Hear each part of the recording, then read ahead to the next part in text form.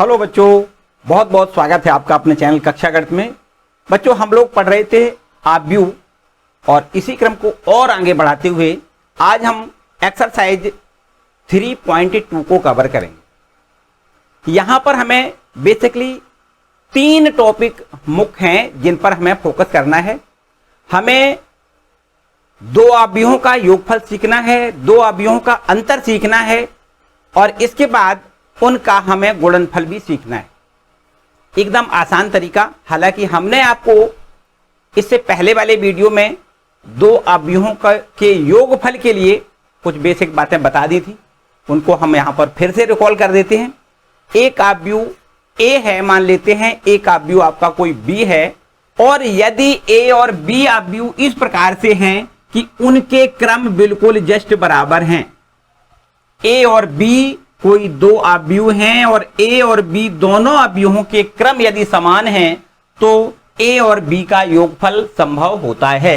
ए कोई अवयव मान लेते हैं, इसके अवयव हैं 1 2 3 4, ऐसे मान लेते हैं। ये 2 गुणे 2 क्रम का अवयव है, 2 गुणे 2 क्रम का अवयव है। और एक अवयव कोई बी है, उसके अवयव मान लेते हैं 5 6 7 8। इनका क्रम भी हम कह सकते हैं, इसका भी क्रम 2 गुणे 2 है। तो ये समान कोटि के आपके समान कोटि कहें या क्रम कहें, ऑर्डर कहें, तीनों एक ही बात है। ठीक है, तो यहां पर ए और बी दोनों की कोटियां समान है, इसलिए इन दोनों का योगफल संभव होता है। यहां पर अगर हमसे पूछा जाए कि ए प्लस बी बताइए, तो आप इनका योगफल इस प्रकार से देखो करोगे। किस प्रकार से कि ए अवयव है, उसके अवयव हैं 1 2 3 4 और बी अवयव है, उसके अवयव हैं 5 6 7 8। दोनों की कोटियां अर्थात दोनों के ऑर्डर समान हैं, तब इन दोनों का योगफल इनके संगत अवयवों को जोड़ने पर प्राप्त होता है। 1 और 5 का योग करोगे 1 प्लस 5, 2 और 6 का योग 2 प्लस 6, 3 प्लस 7 और इसी प्रकार यहां पर 4 प्लस 8 लिखने से इनका योगफल हमें मिल जाएगा। अर्थात इनका योगफल हो जाएगा 6 8 और ये 10 और ये 12। ठीक है, तो इस प्रकार a प्लस बी की वैल्यू देखो यहां पर हमें प्राप्त होती है। ठीक है, लेकिन याद रखना है तभी जोड़े जा सकते हैं जब दोनों का ऑर्डर समान होता है। बिल्कुल ठीक इसी प्रकार से अगर हम अंतर निकालना चाहें तो a माइनस बी हमें प्राप्त हो जाएगा।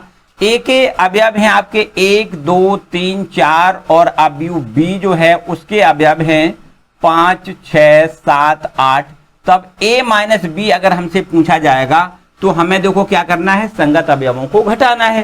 तो 1 में से 5 घटाना होगा, 1 माइनस 5 यहां लिख दें, 2 माइनस 6 लिख दें, 3 माइनस 7 लिख दें और इसी प्रकार 4 माइनस 8 लिख के इनका अंतर हमें मिल जाएगा। अर्थात a माइनस बी का मान मिल जाएगा। ये हो जाएगा -4, ये भी हो जाएगा -4 -4। तो इस प्रकार से ये a माइनस बी हमें प्राप्त होता है। तो याद रखिए कि 2 अवयव तभी उनका योगफल और उनका अंतर प्राप्त किया जा सकता है जब उनके ऑर्डर समान हो। ऐसा भी जरूरी नहीं है कि इसमें देखो ध्यान दें, अगर कोई एक अवयव ए है, एक अवयव ए है, उसको हम इस प्रकार से लिख दें 1 2 3 4 5 6 इस प्रकार। ठीक है, और एक अवयव कोई बी है, उसको हम इस प्रकार से लिख दें 7 8 9 10 इस प्रकार से। तो अब देखो भैया याद रखो, इसका ऑर्डर अलग है, इसका ऑर्डर अलग है।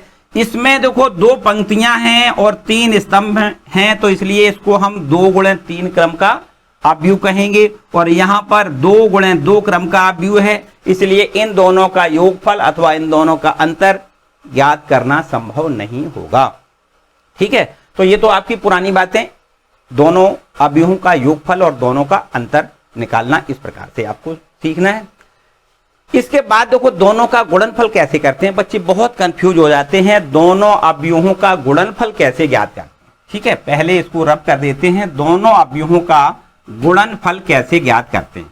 दोनों अवयवों का गुणनफल ज्ञात करने से पहले एक बात और बता दें, अगर कोई अवयव हमें दिया जाए a और उस अवयव a में किसी अदिश राशि का अगर गुणा करें तो कैसे करते हैं। देखो ध्यान दें, अगर मान लेते हैं कोई अवयव a है, कोई अवयव a है और उसके अवयव हैं 1 2 3 4। अब हमें अगर किसी अदिश राशि k से इसमें गुणा करना है, अर्थात k एक ही वैल्यू हमें ज्ञात करनी है, तब इस प्रकार से हम इसका गुणा करेंगे k 1 2 3 4। अब k का गुणा हम प्रत्येक एलिमेंट में करेंगे। याद रखिए किसी भी अचर राशि का, किसी भी अदिश राशि का अगर हम किसी अवयव में गुणा करें तो उस अदिश राशि का प्रत्येक अवयव में गुणा कर दिया जाता है। याद रखिए देखो k का गुणा 1 में k का गुणा 2 में 2k, यहां 3k और यहां पर 4k, इनका गुणनफल प्राप्त हो जाएगा। ठीक है, तो किसी भी अदिश राशि का जब गुणा करते हैं तो प्रत्येक एलिमेंट में उस अदिश राशि का गुणा कर देते हैं। तो ये अदिश गुणा करने का तरीका है। ठीक है, किसी भी अवयव में किसी अदिश का गुणा करने का ये तरीका होगा। अब बात करते हैं यहां पर a और b दो अवयव जब दिए जाते हैं तो उनका हम गुणनफल कैसे ज्ञात करते हैं। देखो एक अवयव हमारे पास मान लेते हैं a है, अवयवों का गुणनफल लिख दें यहां पर, अवयवों का गुणनफल, दो अवयवों का गुणनफल हम कैसे ज्ञात करते हैं। मान लेते हैं एक अवयव a है और एक अवयव b है, तो a अवयव कुछ इस प्रकार से है, इसमें लिखा है 1 2 3 4, मान लो यही है, और एक अवयव b है, वहां इसको इस प्रकार से लिख दें 1 2 3 4 5 6, इस प्रकार। तो यहां पर देखिए a और b दोनों अवयवों का अगर हम गुणा करना चाहें तो क्या ये गुणनफल संभव है या नहीं। कभी कभी ऐसा होगा कि दो अवयव आपको दिए जाएंगे, उनका गुणनफल संभव हो भी सकता है और नहीं भी हो सकता है, मतलब गुणनफल नहीं भी किया जा सकता है। तो ऐसी कौन सी कंडीशन होगी, चलिए यहां आप समझ लेते हैं। एक अवयव a है जिसको हमने 1 2 3 4, जिसके हमने अवयव ले लिए 1 2 3 4, और ये b अवयव है जिसके हमने अवयव लिए हैं 1 2 3, और ये आपका 4 5 6। देखिए यहां पर इन दोनों अवयवों का गुणनफल संभव है। आपको याद रखना है कि अगर पहला अवयव a है, दूसरा अवयव b है, अगर अवयव a में जो स्तंभ हैं उनकी संख्या b अवयव के पंक्तियों की संख्या के बराबर हो तो गुणनफल संभव है, अदरवाइज गुणनफल संभव नहीं है। एक बार फिर से समझें, इसमें स्तंभ आप गिन लें और इसकी आप पंक्तियां गिन लें। अगर पहले अवयव के स्तंभों की संख्या दूसरे अवयव की पंक्तियों की संख्या के बराबर हो तो इसका मतलब इसका गुणनफल संभव है। एक बात और थोड़ी घुमा के बात बताएं, जो बात अभी हमने कही उसके दूसरे शब्दों में सुने। यहां पर आप 1 2 अवयव गिनो भाई, पहली पंक्ति के अवयव कितने हैं 2, यहां पर पहले स्तंभ के अवयव कितने हैं 2। तो यदि यहां पर पंक्ति में जो अवयव हैं वही स्तंभ में अवयवों की संख्या हो तो गुणनफल संभव है। ऐसे भी आप याद रख सकते हो कि अगर पंक्ति में अवयवों की संख्या स्तंभ में अवयवों की संख्या के बराबर हो तो गुणनफल संभव है, अदरवाइज गुणनफल संभव नहीं है। ठीक है, या हमने जो पहली बात बताई उसको भी वही बात है, एक ही बात है। यहां पर स्तंभ गिने, पहले अवयव के स्तंभ गिने और दूसरे अवयव की पंक्तियां गिने, यदि संख्या समान है तो गुणनफल संभव है। ठीक है, देखो ध्यान दें, गुणा कैसे करते हैं, रो बाई कॉलम, मतलब पंक्ति गुणे स्तंभ, पंक्ति का स्तंभ में गुणा करेंगे। गुणा करते हैं कैसे, देखो बहुत ध्यान, थोड़ा बहुत यहां पर देखें, एक का पहले एक में गुणा करेंगे, एक का एक में गुणा आपको 1 गुणे 1 मिलेगा, एक का गुणा 1 में। फिर इसके बाद 2 का गुणा 4 में करेंगे, प्लस का निशान लगाएं, 2 का गुणा 4 में कर दें, मतलब पहली पंक्ति पहला स्तंभ गुणा हो गया। फिर पंक्ति आपको बदलनी नहीं है, स्तंभ बदल देना है, बिल्कुल वही काम करना है। 1 का गुणा 2 में 1 गुणे 2 लिखना है, फिर 2 का गुणा 5 में प्लस का निशान लगाओ, 2 गुणे 5 लिखना है। ठीक है, पंक्ति नहीं बदलनी है, स्तंभ फिर बदल देना है। तो यहां पर देखिए 1 गुणे 3 लिखना है, 1 का गुणा 3 में, 2 का गुणा 6 में, प्लस का निशान लगाएं, 2 का गुणा 6 में, पहली पंक्ति का तीनों स्तंभों में गुणा हो गया। अब आपको पंक्ति बदलनी है, मतलब दूसरी वाली पंक्ति का इन स्तंभों में क्रमानुसार गुणा करना है, जैसे कि पहले किया है। देखें ध्यान से, 3 का 1 में गुणा, 3 गुणे 1 प्लस का निशान लगाएं, 4 का 4 में गुणा, 4 गुणा 4 लिख दें। ठीक है, अब वही काम देखो, पंक्ति वही रहेगी, स्तंभ बदलेगा, पंक्ति वही रहेगा, स्तंभ बदलेगा, बस इतना याद रखिए। तो यहां पर देखो 3 का 2 में गुणा, 3 गुणे 2, फिर प्लस 4 गुणे 5, 4 गुणे 5, ठीक है। अब नेक्स्ट यही पंक्ति तीसरे स्तंभ में गुणा करोगे तो 3 गुणे 3, प्लस का निशान लगाओ, 4 गुणे 6, 4 गुणे 6, इस प्रकार से देखो इसका हम गुणा करते हैं। तो ये हमारा देखो हो गया रो बाई कॉलम गुणा करते हैं, याद रखिए पंक्ति गुणे स्तंभ, ठीक है। तो बस 1 का 1 में गुणा 1, और यहां पर 4 दूनी 8, तो 4, चलो यहां पर हो सकता है दिखाई ना दे रहा हो, चलो यहां पर आ जाओ भाई, बराबर का निशान देखो, यहां पर 1 का 1 में गुणा 1, 4 दूनी 8, 8 और 1, यहां पर हम सीधा सीधा 9 लिख देते, कितना 9। यहां पर देखिए 1 का 2 में गुणा 2 और 5 दूनी 10, 10 और 2, यहां पर हम 12 लिख दें। यहां देखिए 3 एकम 3, 6 दूनी 12, 12 और 3, यहां पर हम 15 लिख दें, ठीक है। अब तो बस अब गुणा का काम नहीं है, अब तो जोड़ा घटाई का काम है, कर सकते हो। 4 चौको 16 और 3 19, यहां पर आप 19 लिख दें। 5 चौको 20 और 20, 3 दूनी 6, 20 6 26, यहां पर आप 26 लिख दें। और यहां देखिए 3 त्रिका 9 और 6 चौको 24, 24 और 9 आपको यहां पर 33 मिलेगा, यहां 33 लिख दें। तो इस प्रकार से भैया ए और बी का ये देखो गुणा हमने करके आपको बताया, ए इंटू बी ऐसे ज्ञात करते हैं। याद रखिए यहां पर क्या करते हैं, एक बार फिर से समझें, गुणनफल संभव कब होगा, जब इसमें पंक्तियों, यहां पर स्तंभों की संख्या पहले वाले आव्यूह में स्तंभों की संख्या दूसरे वाले आव्यूह में पंक्तियों की संख्या के बराबर है, तो गुणनफल संभव होता है, ठीक है। तो यहां आप देख सकते हो, या फिर हमने दूसरा तरीका बताया आपको कि यहां पर आप देखें जो स्तंभ है उसमें अवयव कितने हैं, यहां पर जो पंक्ति है उसमें कितने अवयव हैं, यदि अवयव समान है तो गुणनफल संभव, ठीक है। यहां पर देखो पहली वाली पंक्ति में कितने अवयव हैं, 2, पहले स्तंभ में कितने अवयव हैं, 2, तो यहां पर पंक्ति में अवयवों की संख्या स्तंभ में अवयवों की संख्या के बराबर है, इसका मतलब गुणनफल संभव है, ठीक है। तो इस प्रकार से हमने ए का बी में गुणा किया।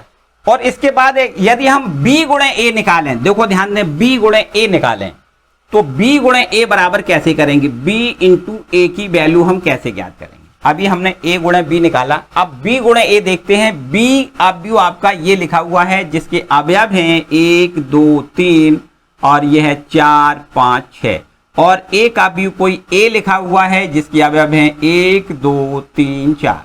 अब b गुणे ए आप ज्ञात करें, b गुणे ए ज्ञात करें। अभी हमने आपको बताया कि यहां पर ये देखो ध्यान दें, इसमें स्तंभ कितने हैं, स्तंभ है 3, देखो पहला स्तंभ, दूसरा स्तंभ, तीसरा स्तंभ। तो यहां पर स्तंभों की संख्या कितनी है, पहला, दूसरा और ये तीसरा, 3 स्तंभ हैं। जबकि यहां पंक्तियां कितनी हैं, एक पंक्ति, 2 पंक्ति, पंक्तियां 2 हैं। स्तंभों की संख्या पंक्तियों की संख्या के बराबर नहीं है, इसलिए b इंटू ए ज्ञात करना संभव नहीं होगा। यहां पर एक बार फिर से समझें, देखो यहां पर कितने स्तंभ कितने हैं, 3, मतलब हम कह सकते हैं कि यहां पर जो पंक्ति में अवयव हैं वो 3 है, 1 2 3, पंक्ति में अवयव कितने हैं, 3, और यहां पर स्तंभ में अवयव कितने हैं, 2, बराबर नहीं है। इसका मतलब यहां पर इसका गुणनफल संभव नहीं है। तो आपको याद रखना है b इंटू ए ज्ञात नहीं किया जा सकता, b इंटू ए ज्ञात नहीं किया जा सकता, ठीक है। इतना आपको याद रखना भाई, ठीक है। अभी एक दूसरे उदाहरण से और आपको एक बात समझनी है। अगर a इंटू बी हमने ये निकाला, a इंटू बी, किसी किसी स्थिति में a इंटू बी निकालेंगे और b इंटू ए निकालेंगे तो दोनों निकल सकते हैं, मतलब दोनों का गुणनफल a इंटू बी और b इंटू ए दोनों ज्ञात हो सकते हैं। कब, कंडीशन तो आपको हमने बताई थी। कंडीशन क्या बताई हमने, इसमें स्तंभों की संख्या और इसमें पंक्तियों की संख्या समान है तो गुणनफल संभव है। अब चलिए इसके आगे बढ़ते हैं, पहले इसको रब कर दें और फिर आपको एक और रिजल्ट के ऊपर ले चलते हैं। अगर हम कोई 2 अवयवों का जब गुणा करते हैं, जब कभी 2 अवयवों का गुणा करते हैं तो हमें a इंटू बी मिल जाता है। देखिए मान लेते हैं कि आपके पास कोई एक अवयव a है जिसके यहां पर अवयव हम लिख देते हैं 1 2 3 4। एक कोई अवयव b है जिसके हम अवयव लिख देते हैं 5 6 7 8। अब यहां पर आप देख सकते हो कि ये आपका 2 गुणे 2 क्रम का अवयव है, ये भी 2 गुणे 2 क्रम का अवयव है, तो हम यहां पर a इंटू बी की वैल्यू निकाल सकते हैं और b इंटू ए का मान भी ज्ञात किया जा सकता है। देखो ध्यान दें, a इंटू बी बराबर कितना हो जाएगा, 1 2 3 4 a है और ये b है वो है 5 6 7 8। ठीक है, अब यहां पर a इंटू बी की वैल्यू देखो कितनी आ जाएगी, ये पंक्ति और ये स्तंभ का आपस में गुणा करते हैं, वही तो है। यहां पर आप देख सकते हो कि यहां पर पहले वाले अवयव में स्तंभों की संख्या और दूसरे वाले अवयव में पंक्तियों की संख्या बिल्कुल जस्ट बराबर है। यहां पर 2 स्तंभ हैं, यहां पर 2 पंक्तियां हैं, इसका मतलब इनका गुणनफल संभव है। चलिए गुणनफल करते कैसे हैं, रो बाई कॉलम मतलब पंक्ति गुणे स्तंभ, यही तो करते हैं। 1 का 5 में गुणा 1 का 5 में गुणा 5 मिलेगा, प्लस का निशान लगाएं और 2 का 7 में गुणा 2 का 7 में गुणा 14। ठीक है, तो ये तो हमारे पास देखो इस पंक्ति का इस स्तंभ में गुणा हो गया। पंक्ति आपको बदलनी नहीं है, स्तंभ दूसरा कर दें, पंक्ति वही स्तंभ दूसरा। देखो 1 का 6 में गुणा 6, 2 का 8 में गुणा 16। ठीक, पहली वाली पंक्ति का दूसरे दोनों स्तंभों में हमने गुणा कर लिया। अब दूसरी वाली पंक्ति पहले स्तंभ के साथ गुणा करेंगे तो 3 का 5 में 3 पंचे 15 लिख दें, प्लस का निशान लगाएं, 7 चौको 28 लिख दें। ठीक है, और इसके बाद में यहां देखो यही पंक्ति दूसरे स्तंभ के साथ गुणा करेंगे तो 3 छंग 18 लिख दें और प्लस 8 का 4 में गुणा 32 लिख दें। a इंटू बी की वैल्यू देखो यहां पर हमें मिल गई, समझो a इंटू बी बराबर कितना मिल जाएगा, यहां देखो इनका दोनों का योगफल कर दें 19, इनका दोनों का योगफल कर दें तो 22 देखो मिल जाएगा। यहां इनका दोनों का गुणा करें तो 8 5 13 है और 3 1 4 मतलब 43 हो जाएगा, और इनका दोनों का गुणा कर दें तो ये हमें देखो कितना 50 मिल जाएगा, है ना 50। तो यहां पर a इंटू बी की वैल्यू जो ये मिल गई। अब यहां पर देखो b इंटू ए अगर निकालें, b इंटू ए निकालें तो यहां b इंटू ए भी संभव है, क्योंकि b जो अवयव है वो लिखा हुआ है 5 6 7 8, ये b अवयव है और इसमें गुणा करना है a से, मतलब 1 2 3 4 इससे हमें गुणा करना है। तो यहां गुणा करने में हमें क्या देखना होता है, इसमें स्तंभों की संख्या इसमें पंक्तियों की संख्या के समान हो, जो कि है। तो इसका मतलब b इंटू ए भी ज्ञात किया जा सकता है। तो कैसे करते हैं, 5 का 1 में गुणा 5, 5 का 1 में गुणा, 6 का 3 में गुणा, प्लस का निशान लगाएं, 6 3 18, पहली पंक्ति पहला स्तंभ। अब पहली पंक्ति दूसरा स्तंभ का गुणा करोगे तो 5 का 2 में गुणा 10 हो जाएगा, प्लस 6 चौको 24 लिख दें। ठीक है, इसके बाद दूसरी पंक्ति का वही काम करना है जो पहली पंक्ति से गुणा किया, उसी हिसाब से दूसरी पंक्ति का गुणा करना है पहले स्तंभ में। 7 का 1 में गुणा 7 और प्लस 8 3 24, और इसी क्रम में आपको 7 का 2 में गुणा 7 दूनी 14 प्लस 4 8 32। ठीक है, 8 चौको 32, और बस अब हमारे पास इनका दोनों का योग जब कर लेंगे, देखो 8 18 और 5 23 लिख दें, इन दोनों का योग कर दें तो 34 लिख दें, और यहां पर इन दोनों का योग करेंगे तो 7 4 11, यहां पर हमें 31 मिल जाएगा, और इन दोनों का योग करें तो 4 2 6 और ये 46 मिल जाएगा। ठीक है, तो एक बात हम यहां पर a इंटू बी हमने निकाला, ये निकला, b इंटू ए निकाला तो ये निकला। तो अब आपको एक रिजल्ट पर हम पहुंचा रहे हैं, आपको क्या एक रिजल्ट आपको यहां पर मिल रहा है कि a इंटू बी का मान b इंटू ए के बराबर भैया नहीं है। a इंटू बी का मान ये है और a इंटू बी का मान b इंटू ए के बराबर नहीं है, मतलब ये दोनों आपस में क्या बराबर दिख रहे हैं, नहीं। इसका मतलब याद रखिए कि a इंटू बी और b इंटू ए आपस में बराबर नहीं होता है। ठीक है, a इंटू बी और b इंटू ए आपस में बराबर नहीं होता है, अर्थात ये क्रम विनिमय नियम का पालन नहीं करता है। a into B does not equal to b into A. ठीक है, तो अगर हम a का b में मतलब गुणन का क्रम विनिमय नियम का पालन नहीं करता है, याद रखना। ठीक है, इसके बाद देखो एक बात और समझनी है आपको, अगर हम आपसे ये कहें कि a प्लस बी तो b प्लस ए ये दोनों बराबर होते हैं।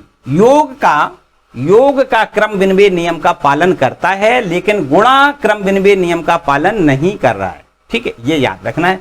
तो a प्लस बी बराबर में b प्लस ए, मतलब योग का गुणन, योग का क्रम विनिमय नियम का पालन आप व्यू करते हैं। इसके बाद देखो एक बात और, a प्लस बी प्लस सी बराबर में a प्लस बी प्लस सी, ये क्या है, ये सहचर्य नियम है। तो सहचर्य नियम का भी आप व्यू पालन करते हैं, योग के सहचर्य नियम का आप व्यू पालन करते हैं। मतलब a प्लस बी प्लस सी बराबर होता है a प्लस बी प्लस सी। पहले हम b प्लस सी का योग करें, b और c का योग करें, और उसके बाद a के साथ इसका जोड़ कर दें, तो वही वैल्यू आती है जो a प्लस बी, a का b के साथ योग करें और फिर इसके बाद c का साथ योग कर दें, तो ये दोनों पक्ष आपस में बिल्कुल जस्ट बराबर बराबर आते हैं। तो योग के सहचर्य नियम का भी पालन हो रहा है और योग के क्रम विनिमय नियम का भी पालन हो रहा है, लेकिन याद रखिए गुणा के क्रम विनिमय नियम का पालन नहीं करते हैं। ठीक है, इतना याद रखना है। चलिए और आगे बढ़ते हैं। इसके बाद देखो एक बात और याद रखनी है, बिल्कुल एकदम छोटी सी बात है, हालांकि सारी बेसिक बातें लगभग इतनी ही है, ज्यादा कुछ बहुत ज्यादा नहीं है। तो यहां इस प्रकार से एक बात और समझें कि एक आप व्यू कोई ए है और जिसके एलिमेंट इस प्रकार से हैं 0 1 0 2, इस प्रकार से मान लें, और एक कोई आप व्यू बी है जिसके एलिमेंट्स मान लें 1 2, यहां लिख दें 0 0। अब इनका दोनों को आपस में हम गुणा कर दें तो a इंटू बी देखो हमें मिल जाएगा, a इंटू बी कितना मिल जाएगा 0 1 0 2, और इसमें हम गुणा करेंगे 1 2 0 0 से। तो जब गुणा करेंगे तो हमें देखो क्या मिल जाएगा, पहले हम जीरो रो बाई कॉलम गुणा करते हैं, तो इस 0 का गुणा 1 में हमें 0 मिल जाएगा, प्लस का निशान लगाएं, इस 1 का 0 में गुणा यहां भी हमें 0 मिल जाएगा। अब इसी रो का इसमें इधर गुणा करें तो इस 0 का गुणा यहां करेंगे तो यहां भी देखो 0 मिलेगा, 0 का 2 में गुणा 0, और 1 का गुणा 0 में करेंगे तो ये भी 0 हो जाएगा। चलो नीचे वाली पंक्ति में आ जाओ, इसका 0 का गुणा पहले 1 में करोगे 0 मिल जाएगा, प्लस यहां देखो 2 का गुणा 0 में, ये भी आपको 0 मिलेगा, और यहां देखिए 0 में 2 का गुणा ये 0 हो जाएगा, प्लस ये 2 का गुणा 0 ये भी 0 हो जाएगा। तो कुल मिला के a इंटू बी की वैल्यू हमें कितनी मिल गई, 0 मिल गई, मतलब 0 अवयव हो गया, शून्य अवयव।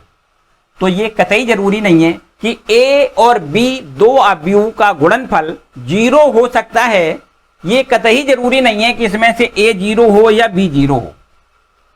a और b इनमें से एक 0 होना आवश्यक नहीं है, जबकि a इंटू बी का मान 0 हो सकता है। इतनी भी बात आपको याद रखनी है कि a इंटू बी का मान 0 हो सकता है, जिसमें से a 0 ना हो b 0 ना हो तो भी a इंटू बी का मान 0 हो सकता है। यहां आप देख सकते हो a इंटू बी का मान 0 मिल रहा है, जबकि a अवयव 0 नहीं है, b अवयव भी 0 नहीं है। इसको भी आपको याद रखना है। ठीक है, तो इतना आपने बेसिक पढ़ा है बहुत आसान से, और सारे जो क्वेश्चन हैं बस उसी जो अभी हमने बेसिक बताए हैं, जितना बेसिक बताया है बस उसी बेसिक पे पूरा एक्सरसाइज 3.2 आधारित है। तो चलो देखते हैं एक्सरसाइज 3.2 का क्वेश्चन नंबर पहला।